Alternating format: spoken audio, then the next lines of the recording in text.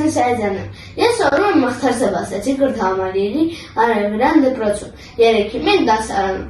Ես նաև ունեմ իմ սեփական ռադիոն։ Իմ առաջին ռադիոթողարկումը եղել է կարատեի մասին։ Ես պատրաստել եմ իմ ռադիոն SoundCloud ծրագրում։ Իմ ռադիոն կոչվում է Մարտական ռադիո։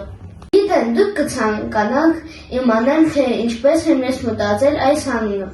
Այս անունը ես մտածել եմ շատ հեշտ, որովհետև իմ ռադիոն նվիրված է սպորտային և մարզական թեմաներին։ Ռադիոյի լոգոն պատրաստել եմ նույնպես ես, Paint ծրագրով։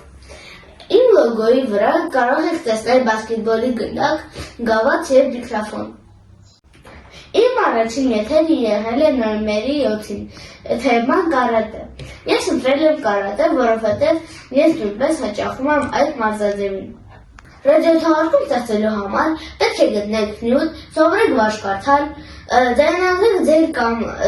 ընտանիքի անդամների հեռախոսներով, տեղադրեք SoundCloud-ում, հղումը դնեք բլոգում, ուղարկեք դեր դասվարին։ Լսեք իմ առաջին ռադիոթողարկումից մի հատված։ Բարև ձեզ, եթերում Արձական ռադիոն, այսօր նոյեմբերի 7-ն է, ուրբաթ։ Ես Հասմի Սայդյանն եմ և այսօր մենք կխոսենք կարատեի մասին։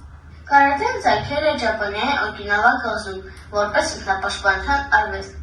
Այն զարգացել է առանց զենքի, օգտագործելով միայն մարդու ուժը, ձեռքն ու ոտքերը։ Կարատե բառը ճապոներեն նշանակում է դատարկ ձեռքեր։ Կարատեն ոչ միայն մարզաձև է, այլ նաև հոգևոր մշակույթ։ Այսօր այսքանը, ստեսություն։